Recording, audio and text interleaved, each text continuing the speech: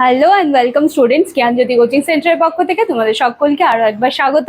আমি ইয়াসমিন। আমি তোমাদের ইউনিভার্সিটির আন্ডারে এডুকেশন সাবজেক্টটি নিয়েই কিন্তু তোমাদেরকে পড়ানো এবং গাইড করা শুরু করেছিলাম, এবং সেই মতোই কিন্তু তোমাদের এবছরের সেকেন্ড সেমিস্টারে যে সমস্ত সিলেবাস তোমাদেরকে প্রোভাইড করা হয়েছিল তার প্রত্যেকটি টপিক কিন্তু আমার কমপ্লিট করানো হয়ে গিয়েছে, এবং এখন কিন্তু আমি 3 মার্কসের কিছু কোয়েশ্চেন্স নিয়েই কিন্তু প্রত্যেকদিন তোমাদের সামনে আসছি।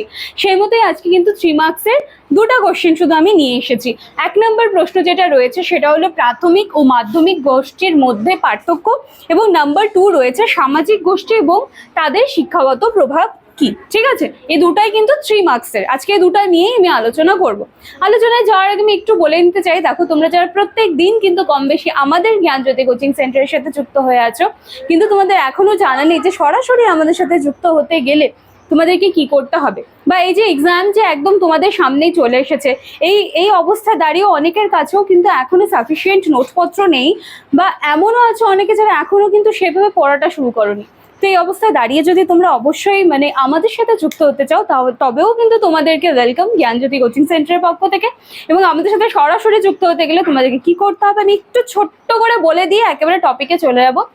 দেখো, কর্নারে তোমরা এখানে দুটো নাম্বার দেখতে পাচ্ছ। এই নাম্বার দুটি হলো আমাদের জ্ঞানজ্যোতি কোচিং সেন্টারের অফিসিয়াল হেল্পলাইন নাম্বার। এই দুটি নাম্বারের মধ্যে যে কোনো একটি নাম্বারে কল করে তোমরা অনায়াসে আমাদের সাথে যুক্ত হয়ে যেতে পারো। এছাড়া কোর্স ফি রিলেটেড আরো যা কিছু তোমাদের কোয়ারিজ আছে সবটাই কিন্তু এখান থেকে তোমরা পেয়ে যাচ্ছ। চলো আর কথা না বাড়িয়ে কিন্তু আজকের টপিকে আমরা চলে আসি। আমরা কিন্তু সামাজিক গোষ্ঠী নিয়ে শুরু করেছিলাম, ঠিক আছে। আজকে সামাজিক গোষ্ঠীর উপর 3 মার্কসের লাস্ট যে দুটো কোশ্চেন ছিল সেই দুটো আজকে আমি আলোচনা করে দিচ্ছি। আর এটা কিন্তু 3 মার্কসের, হ্যাঁ, এটা 3 মার্কসের। দেখো, 1 নম্বর কোশ্চেন লিখেছি যে প্রাথমিক ও মাধ্যমিক গোষ্ঠীর মধ্যে পার্থক্য কি। 1 নম্বর পার্থক্য, প্রাথমিক গোষ্ঠী আকার আয়তনে ক্ষুদ্র।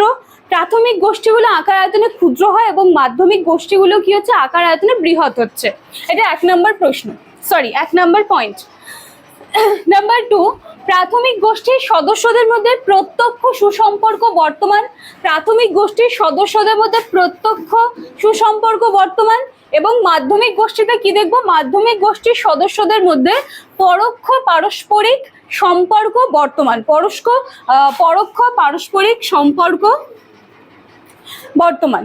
এরপরে নাম্বার 3তে দেখো, প্রাথমিক গোষ্ঠী জন্মগতভাবে গড়ে ওঠে এবং মাধ্যমিক গোষ্ঠী কিন্তু জন্মগতভাবে গড়ে ওঠে না।